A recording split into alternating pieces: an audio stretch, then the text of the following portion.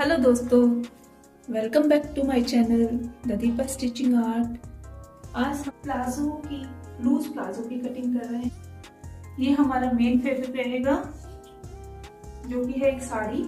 आज मैं आपको अस्तर के ऊपर आपको बहुत आसानी से कटिंग करना सिखाऊंगी। तो सबसे पहले हमारा मेजरमेंट रहेगा, फुल लेंथ रहेगी हमारी 38, हिप साइज रहेगा हमारा 40। मैं फ्रंट और बैक पार्ट की दोनों की एक साथ कटिंग करने वाली हूँ, इसलिए मैंने बैक पार्ट को और फ्रंट पार्ट को एक साथ रख लिया है। बैक पार्ट को मैंने 2 इंच एक्स्ट्रा लिया है ऊपर से, बाकी फ्रंट और बैक पार्ट दोनों बराबर में है। सबसे पहले हमें क्या करना है, फुल लेंथ कैसे लेनी है, हमें 1 इंच या 1.5 इंच जितना भी हमारा इलास्टिक है उतना ऊपर छोड़ के मेजर टेप को इस लाइन से, ये बैक पार्ट है, बैक पार्ट को छोड़ देंगे अभी। ये लाइन हमारा फ्रंट पार्ट है, तो इससे 1 इंच ऊपर इंच टेप को निकाल के और हमारा जो भी फुल साइज होगा वो ले लेंगे, प्लस 1 इंच कर लेंगे। तो मैंने यहाँ पे सिर्फ 1 इंच लिया है, मेरा साइज 37 है और मैंने 38 पे लिया है, तो ये मेरा फुल लेंथ हो गया। तो हिप साइज है हमारा 40 में 40 का 4 पार्ट करेंगे, ये 10 इंच आया और 10 इंच में कर लेंगे हम 2 प्लस, तो आया 12 इंच। तो सबसे पहले हम 12 इंच पे निशान लगाएंगे जो कि हमारा कमर का साइज होगा। उसके बाद यहां से हम लगाएंगे, ये भी हम सेम ही लेंगे, हिप के हिसाब से ले रहे हैं तो 12 इंच पे ही ये भी 12 इंच पे आएगा और इसको सीधा कर लेंगे। क्रॉच पार्ट भी हमारा इसी तरीके से निकलता है और वेस्ट पार्ट भी इसी तरीके से निकलता है। उसके बाद इस लाइन को सीधा कर देंगे। सीधा करने के लिए यहाँ से भी 12 इंच पे निशान लगाएंगे और फिर इस लाइन को सीधा कर देंगे। अब इसके बाद यहाँ से हम लेंगे 2 इंच, 2 इंच पे निशान लगाएंगे और यहां से इसका हाफ करेंगे, 12 का हाफ आएगा 6 और इसको इस तरीके से ज्यादा इसमें कर्व ना देते हुए इससे मिला। उसके बाद हमें यहां से और यहां इसका सेंटर पॉइंट निकालना है। ये हो गया सेंटर पॉइंट। सेंटर पॉइंट कितना आया है ये चेक करेंगे, तो आया है 7.5। यहां से भी हमें 7.5 लेना है और निशान लगा लेना है। अब है कि हमें बॉर्डर कितना रखना है, यहाँ है 7.5 इंच, तो यहां से मैंने 7.5 लिया, यहां से भी मैंने 7.5 कर लिया। तो मैं इतना चौड़ा बॉटम रखना चाह रही हूँ, तो आपको जैसा भी लगे आप उस हिसाब से रखें और ऐसे मिला देंगे इस तरीके से रखते हुए और इसको इस लाइन से मिला देंगे। स्केल को ऐसे रखेंगे और यहाँ पे थोड़ा सा ऐसे मिला देना है कर देते हुए। तो हमने यहाँ पे लिया था 2 इंच। अब हम क्या करने वाले हैं, सबसे पहले इस लाइन को सीधा कर लेंगे और इस लाइन को भी सीधा कर लेंगे। अब बैक पार्ट की कटिंग होगी। ये फ्रंट पार्ट की कटिंग रेडी हो गई है। बैक पार्ट की कटिंग के लिए इस लाइन को सीधा करना है और यहाँ से देंगे हम 2.5 इंच। पहले लिया था हमने 2 इंच, अब लेंगे हम 2.5 इंच। दोनों का सेंटर पॉइंट निकालेंगे, 6 इंच पे आएगा और इसको इस तरीके से शेप देंगे, ज्यादा कर्व शेप नहीं डालेंगे।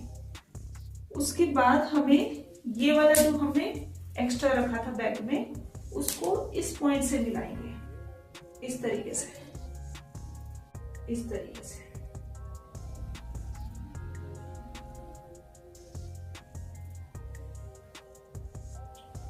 इस तरीके से मिला देंगे। यहां से हमने 2.5 इंच लिया, यहां से हम केवल 2 इंच लेंगे।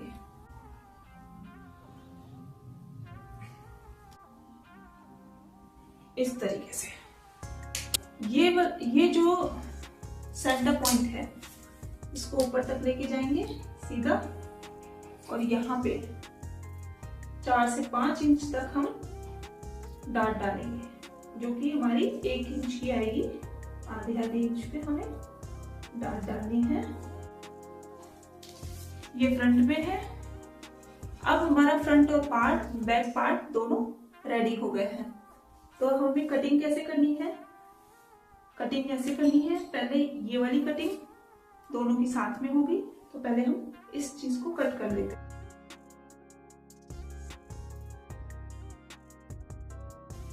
अब हम यहां से फ्रंट पार्ट की कटिंग करेंगे।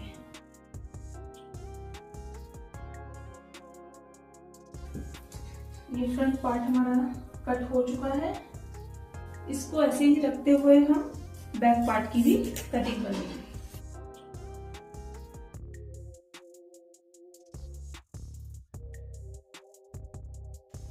ये देखिए,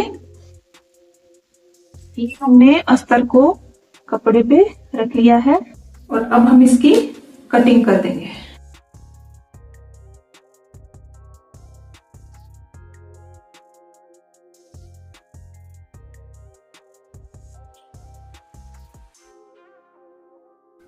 इस तरीके से ये बैक पार्ट है। बैक पार्ट को भी हम इस तरीके से अच्छे से इस तरीके से सेट कर लेंगे अच्छे से। अब इसको कट कर लेंगे।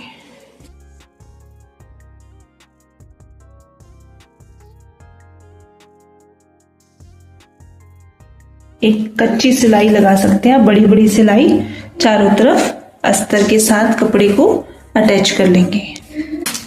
ये देखिए, हमने चारों पार्ट्स को अस्तर के साथ अटैच कर लिया। ये बैक पार्ट है, ये फ्रंट पार्ट है।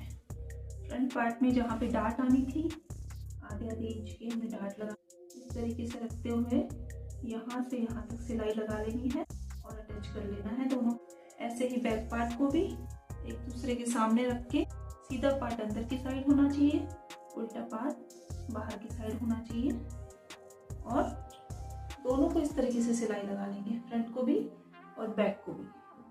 जब ये दोनों पार्ट अटैच हो जाएंगे, उसके बाद क्या करना है, फ्रंट पार्ट को हमें बेल्ट अटैच करनी है। तो जब ये फ्रंट पार्ट को हम इस तरीके से अटैच कर देंगे, तो हम बेल्ट अटैच करेंगे। उसके लिए मैंने एक फैब्रिक लिया है और ये बेल्ट ली है। जितना भी हमारा सिलाई के बाद आएगा, यहाँ से नापेंगे और उतनी बड़ी बेल्ट लेंगे। और बेल्ट को कैसे अटैच करना है, बेल्ट को अटैच करने के लिए इसको इस तरीके से इसमें चिपका लें। इस तरीके से पीछे से बैक से सिलाई लगाते हुए एक एक पैर की, और इसको फोल्ड करके इस तरीके से बेल्ट अटैच कर देंगे। तो फ्रंट पार्ट हमने रेडी कर लिया है। अब बैक पार्ट को, इस पट्टी को पहले बैक पार्ट में पीछे की साइड अटैच करेंगे और फिर इलास्टिक लगाते हुए हम इसको आगे अटैच करेंगे। इलास्टिक अटैच करने का सबसे आसान तरीका है, पहले पट्टी को बैक पार्ट से इस तरीके से स्टिच कर लेंगे। उसके बाद इलास्टिक को इसके अंदर डालेंगे।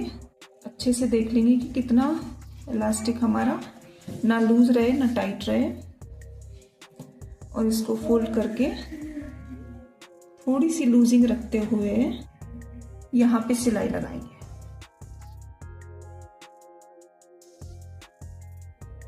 ये देखिए, हमने बिना किसी परेशानी के पूरे उसमें इसको अटैच कर लिया।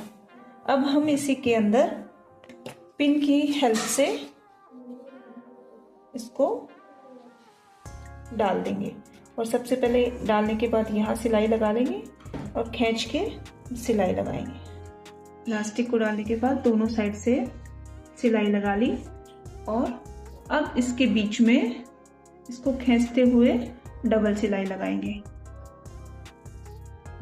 ये देखिए, इलास्टिक को हमने डबल सिलाई लगाते हुए अच्छे से स्टिच कर लिया है। अब हम फ्रंट और बैक पार्ट को रखते हुए यहाँ से स्टिच करते हुए नीचे तक सिलाई लगाएंगे और ऐसे ही बीच में भी सिलाई लगा लेंगे। ये हमारा प्लाजो रेडी हो गया है। ये फ्रंट, ये बैक बेल्ट और ये बॉटम, ये कंप्लीट हो गया एकदम। ये देखिए इसका पूरा लुक। वीडियो अच्छा लगे तो लाइक, शेयर, सब्सक्राइब